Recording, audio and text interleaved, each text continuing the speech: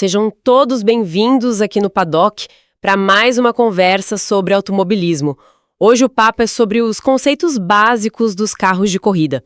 A gente vai tentar desvendar um pouco o projeto, o desenvolvimento dessas máquinas incríveis. O objetivo é entender o que faz eles serem tão rápidas, tão especiais, sabe? Mesmo para quem está começando a curtir agora. Vamos falar da estrutura, da aerodinâmica, como o carro gruda na pista, suspensão, pneus, motor e, claro, segurança. Traduzir um pouco o engenherês das transmissões, né? Exatamente. E olha, entender essa base muda o jeito de assistir a corrida. A gente começa a reparar nos detalhes, né? Valorizar mais a busca por cada milésimo e as estratégias que estão por trás de cada volta. Boa! Então, vamos começar pelo começo, pelo esqueleto do carro. O chassi, ou, como a gente ouve mais na F1 e nos protótipos, o monocoque. Qual a importância dele? O monocoque é, assim, o coração estrutural. Tudo se prende nele, sabe? Motor, suspensão, até o piloto vai ali dentro. A grande diferença para um carro de rua é a busca quase obsessiva por duas coisas: rigidez máxima e peso mínimo. A rigidez é vital para a suspensão poder trabalhar do jeito certo, entende? E para o carro responder na hora ao comando do piloto. E como é que eles conseguem isso? Porque antigamente era diferente, né? Tinha aqueles chassis de tubos. Isso, os chassis tubulares, geralmente de aço, foram o padrão por muito tempo. Eram mais simples de fazer, mas, menos rígidos e mais pesados. A virada mesmo veio com ideias da aviação, com estruturas mais integradas. O Lotus 25, lá nos anos 60, foi um marco, usando o alumínio de um jeito novo. Mas hoje o material que domina nas categorias de ponta é outro. Imagino que seja a fibra de carbono, né? A gente só ouve falar disso. Precisamente. É o CFRP, o compósito de fibra de carbono reforçado com polímero. Ele revolucionou tudo, porque ele combina leveza e resistência de um jeito que, olha, é muito superior a outros materiais. Basicamente, são fibras bem fininhas de carbono trançadas e aí unidas por uma resina. Isso cria peças super fortes e leves. E muitas vezes usam uma estrutura tipo sanduíche. 2 camadas finas de carbono com um miolo bem leve no meio, tipo colmeia, sabe? Para ter mais rigidez ainda, sem ganhar peso. Então essa leveza e rigidez toda não é só para andar rápido, ajuda na segurança também. O monocoque funciona como uma cápsula de sobrevivência. Exatamente, ele é projetado e, testado exaustivamente para ser a célula de sobrevivência do piloto. A ideia é que no impacto, essa estrutura central fique o mais inteira possível, sabe? Absorvendo energia nas partes de fora e protegendo quem está dentro. Tem testes de impacto super rigorosos, frontais, laterais, de esmagamento, que garantem essa resistência. A evolução nesse ponto foi, impressionante. Entendido. Bom, se o monocoque é a estrutura, o que lida com o ar em volta é a aerodinâmica. A gente sempre ouve falar em downforce e arrasto. Como funciona essa dupla? Eles são tipo um cabo de guerra constante.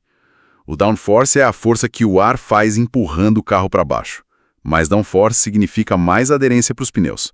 Aí dá para fazer curva mais rápido, frear mais em cima.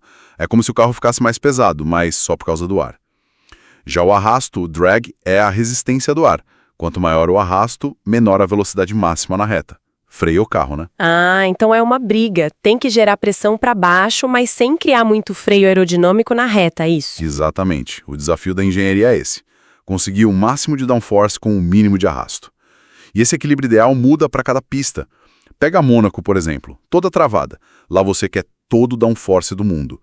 Já em Monza, com aquelas retas enormes, reduzir o arrasto é prioridade total. E as asas, a dianteira e a traseira, como elas criam essa força para baixo?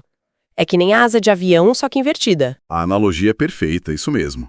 O formato da asa, o perfil aerodinâmico, é feito para que o ar passe mais rápido por baixo dela do que por cima. Aí entra o tal princípio de Bernoulli, onde o ar corre mais rápido, a pressão é menor. Essa diferença de pressão entre embaixo, baixa pressão, e em cima, alta pressão, cria uma força para baixo, o downforce. E ajustar o ângulo dessas asas é um dos jeitos mais diretos de controlar quanta força aerodinâmica o carro vai gerar. Que interessante. E o tal do efeito solo? Isso aí parece que foi uma revolução danada, né? Especialmente na F1 mais antiga. Foi uma mudança de jogo total ali nos anos 70. A ideia foi basicamente tratar o assoalho inteiro do carro como se fosse uma asa invertida gigante. Carros como o Lotus 78, 79, eles usavam túneis embaixo do carro com formato de Venturi, sabe? E no começo tinham até saias laterais para vedar a passagem de ar. Isso fazia o ar passar por baixo numa velocidade absurda, criando uma pressão baixíssima ali, e o resultado era um downforce, nossa, brutal. Muito maior do que só com as asas. O difusor traseiro ajuda a puxar esse ar rápido para fora. E como eles chegam nessas formas tão complexas? É na base da tentativa e erro, testando na pista? Hoje em dia, bem menos. Usam principalmente duas ferramentas, o túnel de vento e a CFD, que é a dinâmica dos fluidos computacional. No túnel, eles colocam modelos em escala ou até o carro real mesmo num fluxo de ar controlado. Sensores medem as forças e às vezes usam fumaça para a gente ver como o ar se comporta. A CFD já é uma simulação no computador. Ela usa matemática para modelar esse fluxo de ar. Permite testar um monte de ideias de design muito mais rápido, sabe? Uma ferramenta complementa a outra. E essa dependência toda do ar passando por baixo não deixa o carro super sensível à altura? Aquela coisa de pitch sensitivity que falam? Exatamente. Pitch sensitivity, ou sensibilidade à inclinação e altura, significa que qualquer mudancinha na altura do carro em relação ao chão, tipo quando a frente mergulha na freada ou a traseira baixa na aceleração, isso pode mudar bastante o downforce e o equilíbrio aerodinâmico, a distribuição da força entre frente e traseira. Então, controlar essa sensibilidade é um desafio enorme no acerto da suspensão para tentar manter a plataforma aerodinâmica o mais estável possível. E falando em controle, o DRS, aquele sistema que abre a asa traseira na F1, é um jeito de ligar e desligar um pouco da aerodinâmica para ajudar a ultrapassar, né? Sim, o DRS é um exemplo de aerodinâmica ativa ou móvel. Em certas zonas da pista, o piloto aperta um botão, a asa abre uma fenda, reduz muito o arrasto e dá aquela ajuda para passar na reta. É feito para aumentar as disputas. Ok, então o ar tá lá exercendo essas forças todas no carro, mas como essa força vai para o chão e como o carro lida com as ondulações da pista? Aí que entra a suspensão, né? Que não tá lá só para o conforto. Conforto, esquece, num carro de corrida isso é quase irrelevante. A suspensão tem funções muito mais críticas. Primeiro, ela liga as rodas no chassi, permitindo que elas se movam para cima e para baixo. Segundo, controla os movimentos da carroceria, a inclinação nas curvas, que a gente chama de rolagem, e o mergulho na freada ou levantar na aceleração, a arfagem. Terceiro, ela tem que manter os pneus no melhor contato possível com o asfalto o tempo todo. E quarto, gerenciar como o peso do carro se transfere de um lado para o outro, para frente e para trás. Tudo isso afeta a aderência diretamente. A gente vê muito em fórmulas e protótipos aquele sistema duplo A, o Double Wishbone. Por que ele é tão comum? O Double Wishbone usa dois braços em forma de triângulo, um em cima e outro embaixo, para prender a roda. Ele é o preferido nesses carros de alta performance porque, ele permite um controle muito preciso da geometria da roda. Quer dizer, aqueles ângulos como cambagem, caster, convergência, ele consegue manter esses ângulos mais controlados enquanto a suspensão trabalha. Isso é fundamental para otimizar o contato do pneu com o chão em qualquer situação. E aquelas varetinhas que a gente vê saindo da roda e entrando no chassi, por cima ou por baixo? Pushrod e pullrod, isso. São sistemas para transferir o movimento da roda lá para dentro para as molas e amortecedores que ficam montados dentro do chassi. No pushrod, a vareta empurra um balancinho que aciona a mola amortecedor. No pullrod, ela puxa. A grande vantagem é tirar essas peças do caminho do ar, o que melhora a aerodinâmica. E também ajuda a concentrar o peso mais no centro e mais baixo no carro, o que melhora o centro de gravidade e deixa o carro mais ágil. Falando em geometria, a gente sempre ouve os comentaristas falando de ajustes de camber, caster e toe. Dá para explicar rapidinho o que é cada um? Claro, são ajustes finos, mas super importantes. Camber, ou cambagem, é a inclinação da roda vista de frente. Se o topo da roda está inclinado para dentro, é cambagem negativa. Ajuda a manter mais borracha no chão nas curvas porque o carro inclina para fora, né? Caster é a inclinação do eixo por onde a roda vira, visto de lado. Isso afeta a estabilidade em reta, ajuda o volante a voltar para o centro sozinho e também o esforço que o piloto faz para virar. Toe, convergência-divergência. É o ângulo das rodas quando você olha de cima.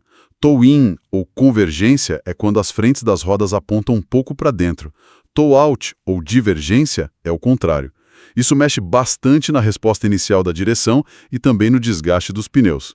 Ah, e não podemos esquecer da barra estabilizadora, a anti-roll bar. Ela liga a suspensão de um lado com a do outro. A função dela é controlar o quanto o carro inclina nas curvas, a tal da rolagem. Ajustar a dureza dessas barras nas frente e atrás é uma das principais ferramentas para mexer no equilíbrio do carro. Se ele está saindo mais de frente ou de traseira. Faz todo sentido, essa ligação. E aí a gente chega neles, nos pneus. Parecem tão simples, né? Um pedaço de borracha, mas todo mundo fala que é a parte mais crítica do carro. Por quê? Porque, no final das contas, tudo, absolutamente tudo que o carro faz, acelerar, frear, fazer curva, tudo isso passa por aquela pequena área de contato do pneu com o asfalto. E é uma área surpreendentemente pequena, viu? Toda a performance do carro depende da aderência que se consegue gerar ali. Se o pneu não grudar, nada mais adianta. E como é que o pneu consegue gerar força para o lado para fazer a curva? O pessoal fala em ângulo de deriva, o slip angle. O pneu meio que escorrega. Mas não é um escorregar descontrolado, entende? O slip angle é fundamental. O pneu não funciona como uma roda de trem no trilho, que só segue. Para gerar força lateral, a borracha naquela área de contato precisa se deformar um pouquinho. O slip angle é justamente a diferença entre a direção que a roda está apontando e a direção que o carro está indo de verdade. É essa deformação controlada que gera a força para curvar. E cada tipo de pneu tem um ângulo de deriva ideal, onde ele gera a máxima aderência lateral. Passou disso, aí sim começa a escorregar de verdade e perder a aderência. Isso tem tudo a ver com o conceito do círculo de atrito, ou às vezes falam elipse de aderência. Pensa assim, o pneu tem uma quantidade máxima de aderência total disponível num certo momento. Ele pode usar essa aderência para forças longitudinais, acelerar ou frear, ou para forças laterais fazer a curva. Só que se você usa, digamos, 100% da aderência para frear muito forte, não sobra quase nada para virar ao mesmo tempo. E vice-versa. O piloto está sempre tentando operar no limite dessa capacidade total, combinando as forças da melhor maneira. Entendi a ideia do limite. E por que as equipes ficam tão em cima da temperatura e da pressão dos pneus o tempo todo, medindo, aquecendo com cobertor? Porque pneu de corrida é extremamente sensível a isso. Eles são projetados para funcionar numa janela de temperatura ideal bem específica. Se está frio demais, a borracha fica dura, não deforma direito, não tem aderência nenhuma. Se esquenta demais, a borracha amolece muito, se degrada super rápido e a performance cai lá embaixo. E a pressão interna afeta diretamente o tamanho e o formato da área de contato com o chão e também a rigidez da estrutura do pneu. Pressão baixa demais pode superaquecer as laterais do pneu, alta demais superaquece o centro. Achar e manter a temperatura e a pressão certinhas é crucial para ter aderência máxima e fazer o pneu durar o que precisa. Faz todo sentido. Bom, agora vamos para o coração que bombeia a força, né? O powertrain, motor e câmbio. A evolução da potência nesses motores é uma coisa absurda, né? É impressionante, especialmente se a gente olha a história da F1. Saímos lá de trás com poucas dezenas de cavalos para hoje, já tivemos eras com bem mais de 1000 cavalos. E além da potência bruta, onde o motor fica no carro é super importante. Geralmente é central traseiro, né? Para ajudar na distribuição de peso, que afeta diretamente como o carro se comporta nas curvas. E o câmbio? Aquelas trocas de marcha que parecem um tiro, como funcionam? São os câmbios sequenciais, geralmente semiautomáticos. O piloto só dá um toque nas borboletas que ficam atrás do volante, os pedals. As trocas são incrivelmente rápidas, coisa de milissegundos. E é sequencial. Só dá para ir para a marcha seguinte ou para a anterior. Não dá para pular marcha. Geralmente o número de marchas é fixo pelo regulamento, tipo 7 ou 8, e eles precisam ser extremamente robustos para aguentar o tranco. Outra peça que sempre mencionam, principalmente na saída das curvas, é o diferencial. E falam muito do diferencial limitado, o LSD. Para que ele serve? De dentro, né? Só que um diferencial comum, aberto, tem um problema. Na hora de acelerar forte para sair da curva, a roda de dentro, que está com menos peso em cima, tende a patinar, a girar em falso. E aí você perde tração, perde tempo. O diferencial de deslizamento limitado, o LSD, Limited Slip Differential, percebe essa diferença de velocidade entre as rodas e, mecanicamente ou eletronicamente, ele limita esse deslizamento. Ele manda mais força, mais torque para a roda de fora, que está com mais aderência. Isso melhora muito a capacidade de colocar a potência no chão na saída da curva. E hoje em dia, claro, temos os sistemas híbridos como o RS na F1. Eles recuperam energia principalmente da freada, guardam numa bateria e depois liberam essa energia como um boost, uma potência extra, quando o piloto aciona. É mais uma camada de tecnologia e estratégia para gerenciar. Com tudo isso funcionando junto, a gente chega no comportamento final do carro na pista. E aí vem os famosos subesterço e sobresterço. O que eles são na prática? São os dois jeitos básicos de um carro ficar desequilibrado numa curva. Subesterço, ou sair de frente, understeer, é quando o carro vira menos do que o piloto comandou no volante. A frente do carro perde a aderência primeiro e ele tende a ir reto, a alargar a trajetória. A sensação para o piloto é que o volante ficou meio bobo, leve. Sobresterço, ou sair de traseira, oversteer, é o contrário. A traseira perde a aderência primeiro e começa a escorregar mais que a frente. O carro quer girar sobre si mesmo. A sensação é que a traseira quer passar à frente. E acertar esse equilíbrio é o grande desafio dos engenheiros durante o fim de semana de corrida. Imagino que não seja só apertar um parafuso aqui e ali. Definitivamente não. O equilíbrio do carro, o balance, é o resultado da interação de tudo que a gente conversou. A aerodinâmica e como o downforce está distribuído, todos os ajustes da suspensão, molas, amortecedores, barras, geometria, as condições dos pneus, pressão, temperatura, desgaste e até o jeito que o piloto guia. Mexer num ajuste pode afetar várias outras coisas. Encontrar o acerto ideal, aquele compromisso que funciona melhor para aquela pista, naquelas condições, é uma arte e uma ciência complexa. Ufa! Quanta coisa conectada! Para a gente ir fechando, não dá para não falar de segurança. O automobilismo sempre teve seus riscos, mas a evolução nesse ponto foi gigantesca, certo? Absolutamente. E, infelizmente, muitos dos grandes saltos na segurança vieram depois de acidentes sérios, que serviram como um alerta muito duro para todo mundo. O trabalho da FIA, a Federação Internacional, e das próprias equipes nesse sentido tem sido contínuo e, olha, muito sério nas últimas décadas. Imola 94 foi um divisor de águas, por exemplo. A gente viu avanços como os monocoques ficando incrivelmente mais resistentes, o desenvolvimento de estruturas que absorvem o impacto na frente, atrás e dos lados do carro, o HANS, aquele protetor de pescoço e cabeça que foi fundamental, os cockpits ficaram mais altos para proteger mais o piloto, cabos que prendem as rodas para elas não saírem voando em acidentes, tanques de combustível que não perfuram e não pegam fogo facilmente, sistemas de extintor dentro do carro. E as próprias pistas também ficaram muito mais seguras, né? Sem dúvida. As áreas de escape hoje são enormes, muitas vezes asfaltadas para ajudar a dissipar a velocidade. As barreiras de proteção evoluíram muito, com sistemas como o Tech Pro e Safer, que são feitos para absorver a energia do impacto. E claro, as equipes médicas e de resgate que ficam na pista são muito mais preparadas e rápidas hoje em dia. Tudo isso junto tornou o esporte incomparavelmente mais seguro do que era, mesmo com os carros ficando cada vez mais rápidos. Incrível essa viagem pelos conceitos básicos. Fica muito claro como cada pedacinho do carro, da asa dianteira, a menor peça da suspensão, tá tudo interligado, tudo otimizado, buscando o limite, né? E sempre com essa dança entre performance e segurança. Exato. E é uma busca que não para nunca.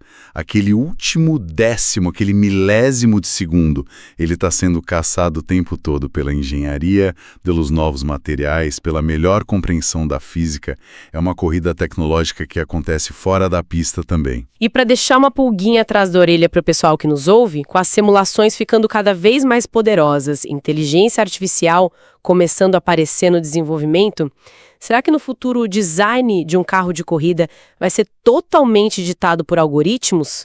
Ou aquele toque humano, a intuição, a arte do projetista ainda vai ter um papel-chave? Fica aí a reflexão. Muito obrigada pela conversa, foi super esclarecedora. Eu que agradeço a oportunidade. E obrigada a todo mundo que acompanhou a gente aqui no Paddock In. Até a próxima!